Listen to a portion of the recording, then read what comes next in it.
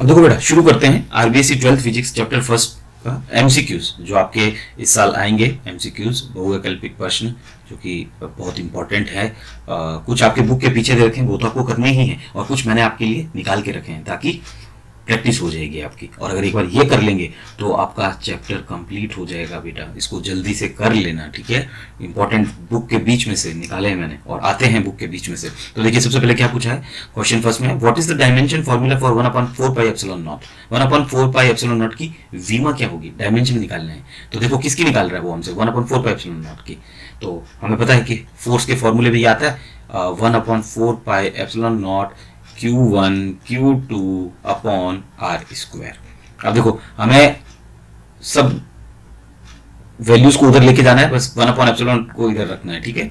तो F into R square, ये जो आर स्क्वायर था ये उधर चला जाएगा क्रॉस मल्टीप्लाई, क्योंकि बीच में इक्वल्स टू का साइन था, ठीक है। और अपॉन में Q1 Q2 नीचे आ जाएंगे। अब Q1 Q2 को एक ही चार्ज मानो या अलग अलग मानो, चाहे Q1 की भी यूनिट कूलम होती है चार्ज की, और Q2 हो तो भी उसकी कूलम, और Q3 किसी की भी हो। तो मैं यहाँ पे Q स्क्वायर कर दे रहा हूँ, ठीक है, कंफ्यूज नहीं होना है।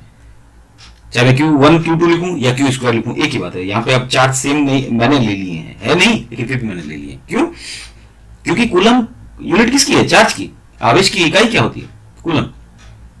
तो कितने Q आ रहे हैं, 2 आ रहे हैं, तो Q स्क्वायर हो जाएगा, Q और Q मल्टीप्लाई हो गया, है ना। तो इधर क्या बचा 1/4 पाई एप्सिलॉन नॉट हो गया। ये तो अपना काम यहाँ पे। अब ये देखो बेटा, ये 1/4 पाई जो है ना, ये होता है कांस्टेंट, नियतांक। ये नियतांक है, कांस्टेंट है, तो इसकी तो कोई यूनिट होती नहीं है, कांस्टेंट।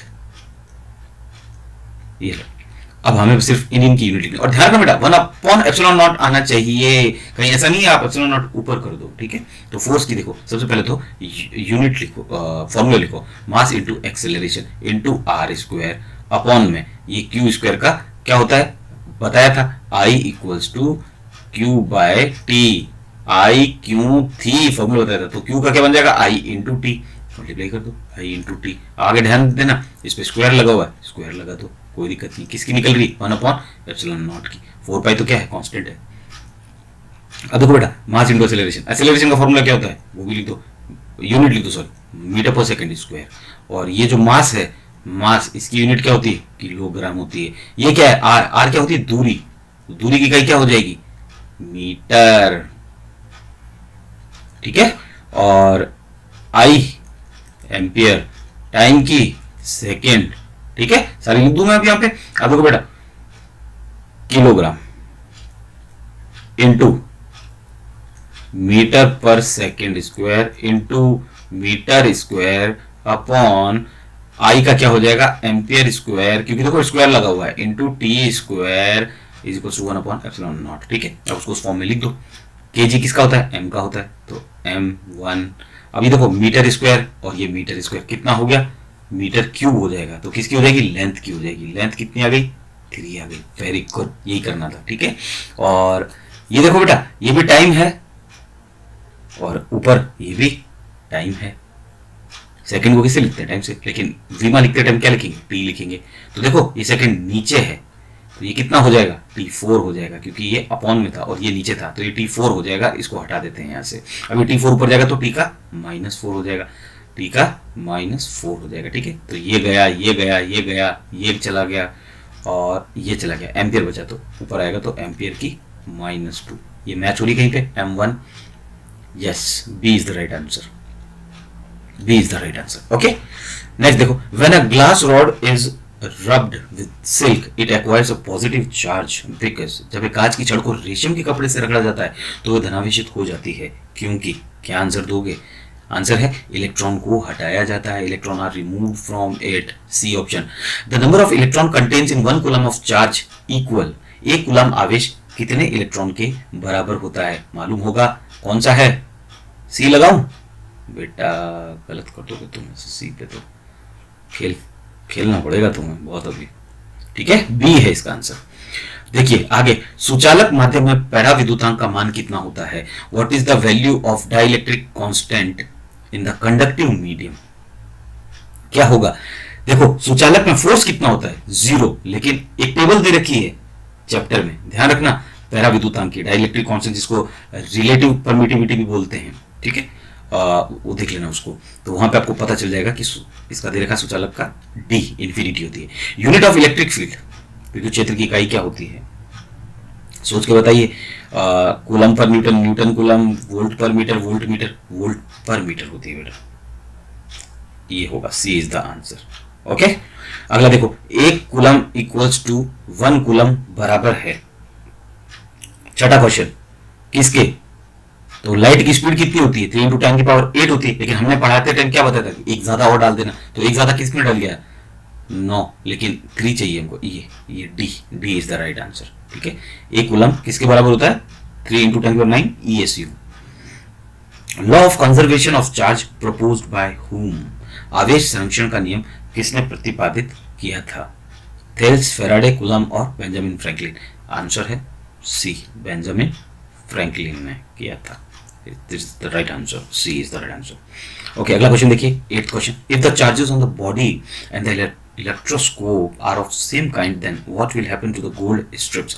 यदि वस्तु पर आवेश एवं विद्युतदर्शी पर उपस्थित आवेश समान है, हमने कोई रॉड लेके आए वो और विद्युतदर्शी पहले से जो चार्ज था वो दोनों सेम चार्ज थे, ठीक है, तो स्वर्ण पत्तियों में क्या होगा बताइए। जब दोनों सेम होते हैं तो क्या करते हैं, रेपेल करते हैं, हम काफी टाइम से पढ़ते हुए हैं, ठीक है, प्रतिकर्षित करेंगे, समान चार्ज एक दूसरे को क्या करते हैं, प्रतिकर्षित करते हैं, ठीक है। At whose drop did Millikan experiment, Millikan ने किसकी बूंद पर प्रयोग किया था, तो मिलिकन ने किया था तेल की बूंद पर प्रयोग किया था, ठीक है, तेल की बूंद पे। अगला देखो बेटा, 10th question, 2 point charges plus 9e and plus e are at distance 16 cm. Where should another charge q be placed to be in equilibrium? दो बिंदु आवेश प्लस 9e तथा प्लस e परस्पर 16 सेंटीमीटर दूर स्थित हैं, इनके मध्य एक अन्य आवेश q कहाँ रखें कि वे साम्य अवस्था में रहे। मैंने तुम्हें शॉर्ट ट्रिक से ये क्वेश्चन करवाया था और आता है, इसीलिए दे रखा है। अगर तुम उस प्रोसेस से करोगे नॉर्मल वे से तो लग जाएगा टाइम, क्योंकि यहाँ पे एमसीक्यूज है, यहाँ पे टाइम नहीं लेना है तुम लोगों को ज्यादा, ठीक है। तो कैसे करते हैं शॉर्ट ट्रिक से मैं वापस बता देता हूँ, रूट के अंदर Q1 अपॉन रूट के अंदर Q2 और प्लस रूट के अंदर Q1। ये किसके लिए है, जब दोनों चार्ज सेम हो, यहाँ पे दोनों पॉजिटिव हैं, और अगर दोनों नेगेटिव होते तो भी यही फॉर्मूला लगता, लेकिन अगर दो चार्ज अलग अलग होते, ये प्लस 9e और प्लस e, एक प्लस का होता है एक माइनस का होता, तो फॉर्मूले में यहाँ नीचे माइनस आ जाता है यहाँ पे, लेकिन अभी हमें ये माइनस नहीं लगाना, तो मैं इसको हटा देता हूं, ठीक है बेटा। तो ये माइनस मैंने यहां से हटा दिया है, अब सिर्फ हमारे पास प्लस प्लस है, और मल्टीप्लाई बाय जो डिस्टेंस है उसको कर दो r से। अच्छा ध्यान रखना, ढंग से एक एक चीज, शॉर्ट ट्रिक सीख रहे हो तो ढंग से सीखा करो। Q1 जो चार्ज होगा वो हमेशा छोटा वाला चार्ज होगा, तो छोटा वाला चार्ज कितना है, 1 मान लेते हैं, e की वैल्यू कितनी 1 है, ठीक है, तो 1 रख देते हैं, √1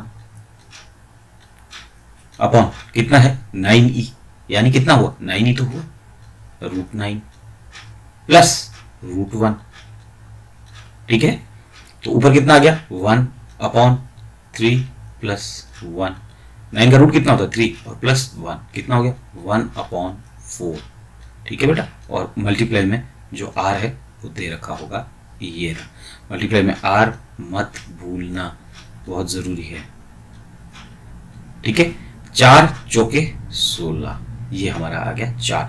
अब ये जो डिस्टेंस आई ना ढंग से समझना, ये x की डिस्टेंस आई, x बराबर 4 आया, ये हमेशा छोटे वाले चार्ज से आता है, स्मॉलर चार्ज से आता है, ये हमेशा स्मॉलर चार्ज से, अगर शॉर्ट ट्रिक करते हो तो स्मॉलर चार्ज से। तो देखो टोटल डिस्टेंस कितनी है 16, टोटल डिस्टेंस दे रखी है 16 सेंटीमीटर, ये भी हमारी डिस्टेंस कितनी आई है 4, तो 16 में से 4 गए तो कितने बचे बेटा 12 बचे, ठीक है।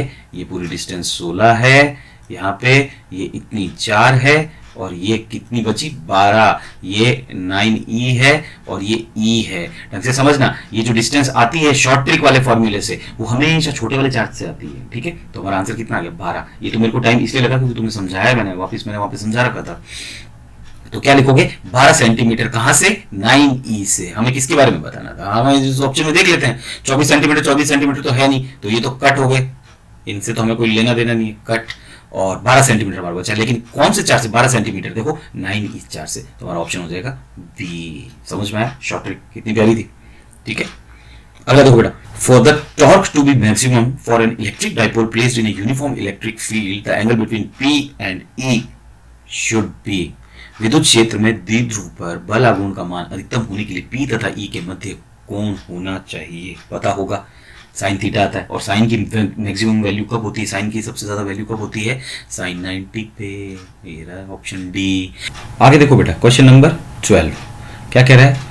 टू इक्वल चार्जेस हैं, ध्यान रखना, समान चार्जेस हैं, समान आवेश हैं, are placed at a distance of 3 metre, a repulsive force of 1.6 newton acts on it, the value of each charge will be. दो एक समांतर बराबर आवेशों को 3 मीटर की दूरी पर रखने पर उनके बनते 1.6 न्यूटन का प्रतिकर्षण बल कार्य करता है, प्रत्येक आवेशक का मान होगा। तो फॉर्मूला लिखो बेटा, सबसे पहले F बराबर K Q1 Q2, समान आवेश है तो मैं Q स्क्वायर कर दूं क्या, अपॉन R स्क्वायर, ठीक है। और F कितना दे रखा है हमें 1.6 इक्वल्स टू K कितना होता है 9 इंटू 10 की power 9 into Q square upon R square. R कितना बेटा 3 दे रखा है, ये रहा हमारा R 3, तो स्क्वायर करना तो कितना हो जाएगा, 3 का स्क्वायर 9 हो जाएगा, तो 9 से 9 कैंसिल आउट हो गया, ये पॉइंट हटा तो इसके नीचे 10 लग गया, ये 10 की पावर 9 वहाँ से वज्र गुणा होके यहाँ नीचे आ गई, ये लो, तो कितना बचा 16/10 की पावर, आधार समान हो तो घातें जुड़ जाती है, जिसके ऊपर कुछ नहीं उसके ऊपर 1, तो 10 की power 10 is equals to Q square. तो 16 गुणा 10 की पावर -10 पे मैंने रूट लगा दिया क्योंकि मेरे पास में क्यू स्क्वायर था, अब क्यू बचा, तो इसका रूट कितना होता है 4, और 10 की पावर -10 का कितना होता है रूट 10 की पावर -5। अब आंसर को भी देखो बेटा, फॉलो करना तुम लोगों को, ठीक है ना, जब ये एमसीक्यूज आते हैं तो आंसर भी देखा करो, ठीक है। अभी हमको आंसर माइक्रो कूलम में चाहिए और हमारा आ रहा है अभी कूलम में आ रहा है ये आंसर, ठीक है।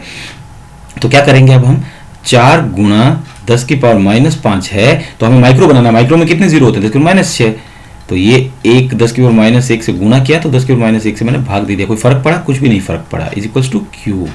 और ये क्या बन गया बेटा, ये दोनों जुड़ जाएंगे क्योंकि आधार सेम है तो घातें जुड़ जाएगी, तो 4 गुणा 10 की पावर -6 हो गया, और इधर -10 जो था ये ऊपर आ जाएगा तो 10 की पावर +1 बन जाएगा, इज इक्वल्स टू क्यू। तो क्या बन गया 10 की 40, कैसे, ये 4 को 10 से गुणा कर दिया तो बन गया 40 गुणा 10 की power -6 coulomb is equals to Q. और ये क्या बन गया 10 की पावर -6, ये माइक्रो बन गया, क्या बन गया माइक्रो बन गया, तो 40 micro coulomb is equals to Q, ये क्यू की वैल्यू आई है। कौन सा है अपना answer 40, C is the right answer. अगला क्वेश्चन देखो बेटा 13, 1 फेराडे इक्वल्स टू 1 फेराडे के बराबर है, कौन सा होता है 96,500 कूलम होता है। क्वेश्चन नंबर 14 देखो, if the speed of charge is accelerated then it produce, यदि आवेश की गति त्वरित है तो ये उत्पन्न करता है। देखो आवेश जब रुका हुआ होता है तो विद्युत क्षेत्र उत्पन्न करता हुआ है, स्थिर होता है तब, रेस्ट पे होता है तब, ठीक है। और जब चलने लगता है कांस्टेंट स्पीड से नियत गति से चलता है तब चुंबकीय क्षेत्र उत्पन्न करता है। लेकिन यहाँ पे क्या पूछा, त्वरित गति से, एक्सेलरेटेड है चार्ज, ठीक है, तो क्या पैदा करेगा इलेक्ट्रोमैग्नेटिक रेडिएशंस, विद्युत चुंबकीय तरंगे पैदा करेगा। आंसर है इसका सी, ठीक है। क्वेश्चन नंबर 15 देखो बेटा, who participates in the process of annihilation, शून्यकरण की प्रक्रिया में कौन कौन भाग लेता है। तो हमें पता है शून्यकरण की बुक में बहुत अच्छा दे रखा बेटा, ठीक है ना, आर्टिकल, ये टॉपिक पढ़ना इसको जरूर। तो इसमें पार्टिसिपेट करता है इलेक्ट्रॉन एंड पॉजिट्रॉन, इलेक्ट्रॉन का एंटी पार्टिकल होता है पॉजिट्रॉन, इसको पॉजिट्रॉन बोलते हैं, ई के ऊपर जो प्लस होता है, ठीक है। अगला क्वेश्चन देखो बेटा, आंसर हो गया बी। अगला क्वेश्चन देखो 16, what is the dimension formula for charge Q, आवेश क्यू की विमा क्या है। इसका आंसर मैंने तो बी लगा दिया लेकिन मैं फिर भी आपको बता देता हूँ, कोई मिस्टेक रह गया होगा एडिटिंग में। देखो बेटा फॉर्मूला क्या होता है चार्ज का, फॉर्मूला होता है चार्ज का I बराबर क्यू अपॉन टी, ठीक है, आई क्यू थी तो क्यू का फॉर्मूला क्या बन गया I इंटू टी हो गया। ये तो I की यूनिट क्या होती है एम्पियर, और टी को क्या लिखते हैं टी, और A1 T1 ये तो हो गया। अब क्या होगा M0 हो जाएगा, L0 हो जाएगा, A1 और T1। अब A1 T1 ढूंढने हमको, A1 T1 यहीं पे ही है तो इसका आंसर हो जाएगा बी, ठीक है। यूनिट्स ये इस टाइप के डायमेंशंस विमा जितनी भी है बेटा आपको सारी याद करनी है, ठीक है। मैंने कुछ इसलिए दे रखी है 1-2 ताकि आपका ध्यान जाए कि हाँ ये भी क्वेश्चंस आते हैं, ठीक है। कूलम फोर्स इज, कूलम बल है, कूलम बल क्या होता है बेटा संरक्षी होता है, कंजर्वेटिव नेचर का होता है, ए इज द राइट आंसर। आगे देखो बेटा क्वेश्चन नंबर 18 पूछ रहा है एक क्वांटम आवेश का मान लिखिए, कितना होता है एक क्वांटम आवेश का मान, right the value of one quantum charge 1.6 into 10 की पावर माइनस कितना 19 कूलम, ये आंसर इसका है। अगला क्वेश्चन देखो 19, how many methods are there to charge an object, write their names, किसी वस्तु को आवेशित करने की कितनी विधियां हैं, 3 विधियां हैं, नाम लिखिए। पहला कौन सी लिखोगे, घर्षण द्वारा, फ्रिक्शन बाय फ्रिक्शन, ठीक है फर्स्ट। सेकंड लिखोगे स्पर्श द्वारा, कंडक्शन या कॉन्टैक्ट, कंडक्शन या ब्रैकेट में कॉन्टैक्ट, ठीक है। तीसरी होती है चालन द्वारा यानी बाय इंडक्शन। ठीक है, ये हो गया। क्वेश्चन नंबर 20 देखो, right down the relation between electric field at point on axial line of N electric dipole and electric field at point on the equatorial line of N electric dipole. विद्युत द्विध्रुव के कारण उसकी अक्षीय रेखा पर स्थित बिंदु पर विद्युत क्षेत्र तथा विद्युत ध्रुव के कारण उसकी निरक्ष रेखा पर। तो हमें पता है, हमने एक रिलेशनशिप बनाया था, ई एक्सियल यानी अक्षीय बराबर होता है 2 गुणा ई इक्वाटोरियल, EQUATORIAL, इक्वाटोरियल यानी निरक्ष यानी विषुवत यानी तल, ठीक है, इसके इतने नाम है। तो 2 गुना यानी ई एक्सियल कितना होता है, 2 गुना होता है इक्वाटोरियल का। ये रिलेशन लिखना है आपको इसके बीच में, ठीक है। अगला क्वेश्चन देखो बेटा 21, give an example of A particle for which the rest mass is 0 and अनचार्ज। ऐसे कण का उदाहरण दीजिए जिसका विराम द्रव्यमान शून्य होता है तथा अनावेशित होता है। फोटोन, फोटोन मासलेस है और चार्जलेस है, आवेश रहित है, द्रव्यमान रहित होता है, ठीक है।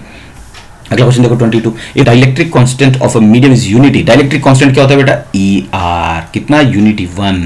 Then what would be its absolute permittivity, यानी इसने हमसे E पूछा है। तो इन तीनों के बीच में एक रिलेशनशिप पता है बेटा आपको, E equals to EO ER, E not बोलते हैं इसको, ठीक है। वैक्यूम की परमिटिविटी कितना, और इसने हमसे निरपेक्ष पूछी है, निरपेक्ष इसको बोलते हैं E को, ठीक है, इसको निरपेक्ष बोलते हैं। तो E नॉट कितना है 8.85 पॉइंट लगा देना इंटू 10 की पावर -12, और ER कितना बेटा 1। तो आंसर क्या आ गया 8.85 इंटू 10 की पावर -12। आगे यूनिट लिखना बहुत जरूरी है बेटा, कूलम स्क्वायर पर न्यूटन मीटर स्क्वायर, समझ में आ गया, यूनिट लिखना बहुत जरूरी है। अगला क्वेश्चन देखो बेटा 23, समान विद्युत क्षेत्र दर्शाने वाली विद्युत रेखाएं खींचिए। Draw electric field lines to represent uniform electric field. Uniform electric field क्या होता है बेटा, ये यूनिफॉर्म इलेक्ट्रिक फील्ड है जिनके बीच में गैप सेम होना चाहिए, समान अंतराल पे जो है पैरेलल होनी चाहिए एक दूसरे के, ये यूनिफॉर्म इलेक्ट्रिक फील्ड है। सिर्फ आपको इतनी सी लाइन खींचनी है, ये हो गया ये भी। क्वेश्चन नंबर 24 देखिए बेटा, किस भौतिक राशि की इकाई न्यूटन कूलम -1 है। ये एक सदिश है, अदिश राशि। Which physical quantity has a unit Newton coulomb -1, is it a vector और स्केलर क्वांटिटी। हम जानते हैं इलेक्ट्रिक फील्ड विद्युत क्षेत्र की यूनिट जो होती है वो न्यूटन पर कूलम होती है, और ये एक सदिश राशि है। इसको हम ऐसे भी लिख सकते हैं, न्यूटन कूलम -1, ये जो कूलम नीचे था ये ऊपर आ जाता है, ठीक है, न्यूटन कूलम -1, ये सदिश राशि है, वेक्टर क्वांटिटी है, बस यही पूछा इसने। अब देखो बेटा क्वेश्चन नंबर 25 बहुत इंपॉर्टेंट क्वेश्चन है बेटा, बहुत इंपॉर्टेंट क्वेश्चन आते हैं ऐसे। Sketch the electric field lines due two point charge Q less than 0, बिंदु आवेश Q लेस देन 0 के कारण विद्युत क्षेत्र रेखा को चित्रित करो। देखो Q क्या बोला है, लेस देन 0, यानी Q लेस देन 0 है। 0 से छोटा क्या होता है बेटा, माइनस में जाएगी चीज, तो ये तो हमें मालूम है, ठीक है। तो माइनस आ गया, अब माइनस के द्वारा क्या करना है, विद्युत क्षेत्र रेखा खींचनी। तो माइनस से विद्युत क्षेत्र रेखा कहाँ जाती है बेटा, बाहर जाती है या अंदर आती है, ये तो बना ना, और क्या। तो यहाँ से विद्युत क्षेत्र रेखाएं अंदर आती है, रेडियली इनवर्ड, ठीक है। और अगर ये क्वेश्चन होता कि Q ग्रेटर देन 0 तो ये प्लस हो जाता, और यहाँ से विद्युत क्षेत्र रेखाएं हमेशा बाहर जाती, रेडियली आउटवर्ड, बाहर की ओर तिरछी होती है, और इसमें अंदर की ओर तिरछी। सिर्फ ये करना था, ये नहीं करना, ठीक है। अगला क्वेश्चन देखो बेटा 26, how much electric field will be produced by a point charge of 1 coulomb at a distance of 1 metre from it in air.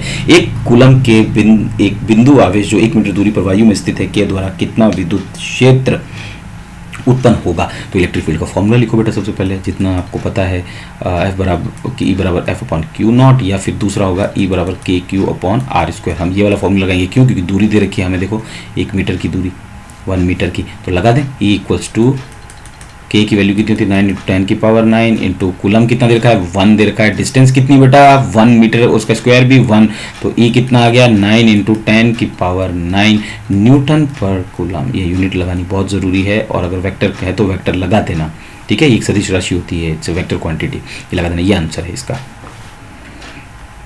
अगला क्वेश्चन देखो बेटा 27, what would B force acting on a charge Q placed in an electric field E। विद्युत क्षेत्र E में रखे आवेश Q पर कार्य बल कितना होता है। तो बल दे दिया, इलेक्ट्रिक फील्ड दे दिया, और चार्ज दे दिया, आवेश दे दिया, फोर्स दे दिया, और विद्युत क्षेत्र दे दिया। तो इसके बीच में लगता है Q नॉट E। अगर आप ये नहीं लिख के आए, ये लिख के आए तो भी चलेगा, दौड़ेगा, ठीक है, दोनों राइट हैं, इट्स राइट, ठीक है। वो एक हमने क्या लिया था, टेस्ट चार्ज, जो कि क्या होता है, पॉजिटिव होता है, परीक्षण आवेश जो धनात्मक होता है, ठीक है। अगला विद्युत द्विध्रुव उदाहरण सहित परिभाषित करो। तो इंग्लिश वाले लिखो बेटा, 2 equal and opposite charges placed at a very small distance is known as electric dipole. 2A है, ये बीच का सेंटर है, इसको O से बोला जाता है। हिंदी वाले लिखो, समान परिमाण, परिमाण समान बेटा, देखो Q है Q है, ये अगर 7 है तो ये भी 7 आएगा, ये 90 है तो ये 90 आना पड़ेगा। लेकिन क्या है, समान परिमाण तथा विपरीत प्रकृति के, एक प्लस एक माइनस है, कि आवेशों को परस्पर कुछ दूरी, ये दूरी है 2a, रखने पर उनसे बना निकाय विद्युत द्विध्रुव कहलाता है। और उदाहरण भी देना है, ध्यान रखना, HCl, NaCl। अच्छा, दूसरी इसकी डायरेक्शन नहीं बतानी, क्यों? क्योंकि डाइपोल मूवमेंट नहीं पूछा हमसे, द्विध्रुव आघूर्ण नहीं पूछा, हमें सिर्फ विद्युत द्विध्रुव पूछा, हमने बता दिया। ठीक है, ज्यादा नहीं बताना होता इसमें। Question number 29, write down the relation between dielectric constant absolute permittivity and permittivity of vacuum. परावैद्युतांक निरपेक्ष विद्युतशीलता और निर्वात की विद्युतशीलता के मध्य संबंध लिखिए बेटा। वही equals to E not ER, और क्या हालचाल, ये और एक साथ आ जाएगा। ठीक है ना, ये रिलेशनशिप है इसका, क्योंकि ये नाम थोड़े अजीब से ना, जैसे क्वेश्चन आने के चांसेस रहते हैं।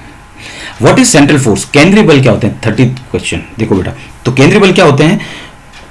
वो बल जो सीधी रेखा के अनुदिश लगते हैं। Force act line joining between two charges, ये एक पॉइंट चार्ज है, ये दूसरा पॉइंट चार्ज है, इनके बीच में यहीं पे ये फोर्स लगेगा, लाइन जॉइनिंग टू चार्ज। ये चार्ज या तो इधर जाएगा या इधर आएगा, ये चार्ज या इधर आएगा या इस दिशा में जाएगा, इस सीधी रेखा की दिशा में ये चार्ज जाएंगे, इस सीधी रेखा की दिशा में, और आगे जाएगा तो इधर चला जाएगा, ये तो इधर रेखा में चला जाएगा, ये चार्ज इधर कभी नहीं जाएगा। तो केंद्रीय बल क्या होते हैं? जो सीधी रेखा के अनुदिश लगते हैं। Force act line joining between two charges, ठीक है, जो लाइन जाती है दो चार्जों के बीच में, वहीं पे फोर्स लगता है। अगला क्वेश्चन देखो बेटा 31, the force acting between moving charges can not be obtain bye Coulomb's law because, गतिमान आवेशों के मध्य लगने वाला बल कूलम नियम द्वारा प्रतिपादित नहीं किया जा सकता। क्योंकि, हाँ, इसलिए नहीं किया जा सकता क्योंकि कूलम बल सिर्फ स्थिर आवेशों के मध्य लगता है जब कोई पॉइंट चार्ज रेस्ट पे हो, स्थिर आवेश हो, स्थिर बिंदु आवेश, बिंदु आवेश बहुत जरूरी है। ठीक है, रेस्ट पे लगता है। गतिमान आवेशों में क्या क्या पैदा हो जाता है?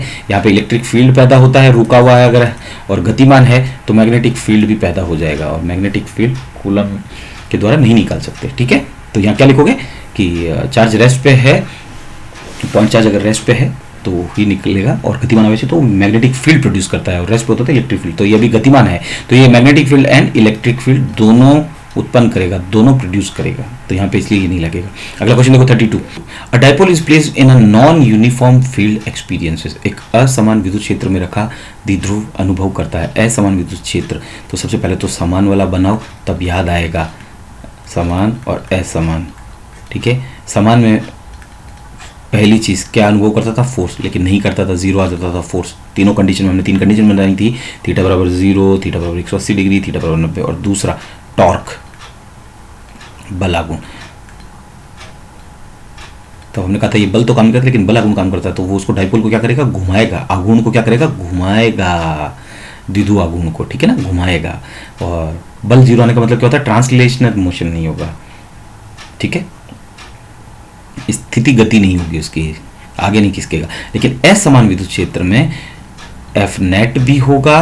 वो पूछ रहा है क्या क्या अनुभव करेगा, तो एक तो एफ नेट अनुभव करेगा और दूसरा टॉर्क भी अनुभव करेगा। टॉर्क यानी बलाघूर्ण या फिर बल युग्म, ये नाम है इसके। कैसे बेटा? देखो, असमान विद्युत क्षेत्र है, इसका मतलब कोई चीज ऐसे आ रही है, ऐसे आ रही है, ऐसे आ रही है, इनकी दिशा नियत नहीं है। ये इलेक्ट्रिक फील्ड है, ये असमान है, ये यहाँ से पास में है और यहाँ से दूर बना दिया मैंने। ये लो, यहाँ पे मैं हमारा कोई डाइपोल अगर रखा हुआ है, ये -q, ये +q, और इनके बीच की डिस्टेंस जो है वो 2a है। ठीक है, ये बीच का पॉइंट O है। अब देखो बेटा, यहाँ से फोर्स किधर लगेगा? +q विद्युत क्षेत्र की दिशा में मारता है, तो QE -q विद्युत क्षेत्र के विपरीत अपोजिट मारेगा इलेक्ट्रिक फील्ड के, तो F कितना जाएगा? -QE। लेकिन क्या ये FQE और ये F बराबर QE बराबर है? नहीं बराबर होंगे बेटा, विपरीत तो है, हमें पता है, अपोजिट तो है ही, लेकिन विपरीत हैं।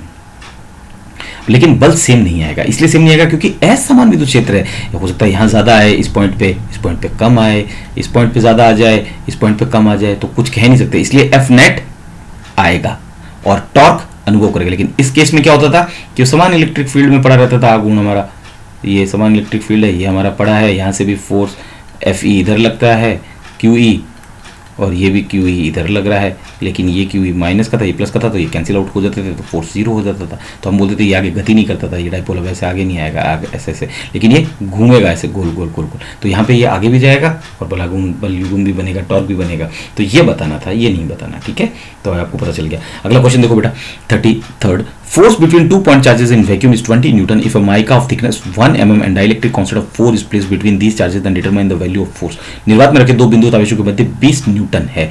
निर्वात का बल कितना बता रहा है बेटा? वैक्यूम का F वैक्यूम है 20 न्यूटन. और क्या बोला है? 4 परावैद्युतांक यानी रिलेटिव परमिटी हमें दे रखी है 4. इसकी कोई यूनिट नहीं होती, कोई इकाई नहीं होती.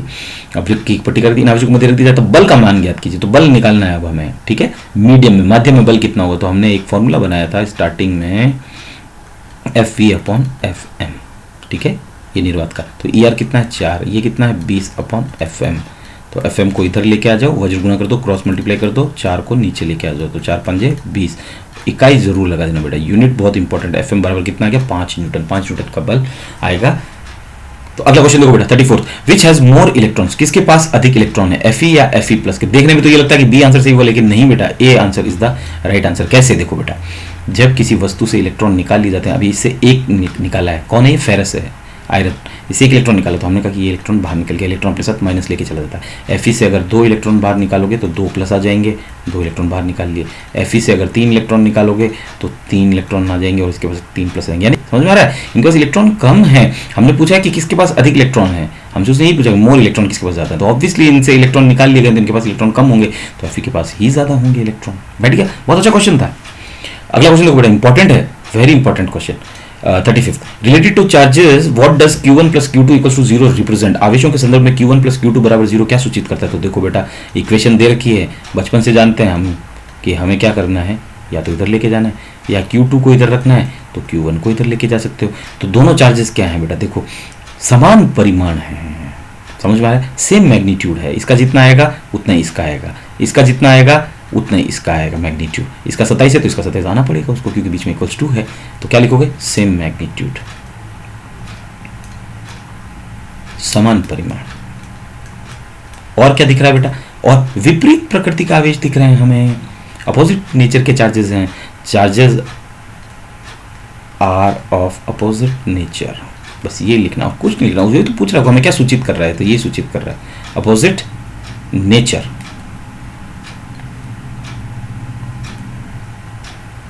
विपरीत प्रकृति के आवेश हैं, प्रकृति के आवेश हैं, ये चीज लिखनी और कुछ नहीं लिखना. बहुत प्यारा क्वेश्चन था, समझ में तो आ गया ना कि इन दोनों का मैग्नीट्यूड सेम होगा, जितना Q1 होगा उतना Q2 होना पड़ेगा. तो हमने लिख दिया परिमाण, गणित का मान जो भी है वो सेम आएगा. जैसे इसका अगर 27 आया तो इसको 27 आना पड़ेगा, इसका 35 आया तो इसका 35, इसका 90 आया तो इसका 90, इसका 4 आया तो इसका 4 आना पड़ेगा. लेकिन देखो, चिन्ह बहुत इंपॉर्टेंट है, इसलिए जो साइन होते हैं ना उनको भी ध्यान रखना पड़ता है. तो चार्जेस क्या लिखोगे? आर ऑफ अपोजिट नेचर, विपरीत प्रकृति के आवेश हैं. तो ये सूचित कर रहा है हमें 2 बातें. तो ये सब आपके लिए बनाए गए थे ताकि आप जल्दबाजी में एक बार इनको देखो तो आपको ये पता चलेगा कि आपको चैप्टर के बहुत सी चीज़ें पढ़नी पड़ेगी, और जितनी भी आपके डायमेंशंस हैं वो सब तो बेटा सारी पढ़नी पड़ेगी आपको. मैंने यहाँ पे सिर्फ 2 इसीलिए दिए हैं ताकि आपको याद रहे कि डायमेंशंस आने के चांसेस बहुत ज़्यादा रहते हैं. तो वो पढ़ना, कुछ मैंने बुक के पीछे से क्वेश्चंस दिए हैं, कुछ बुक के बीच में से निकाल के आपके लिए बनाया है. अगर आपको पसंद आता है तो कमेंट करके ज़रूर बताइएगा. मैं दूसरे चैप्टर्स पे भी ऐसे वीडियो बना दूंगा. जल्दी मिलते हैं दूसरे किसी वीडियो पर, तब तक के लिए थैंक यू.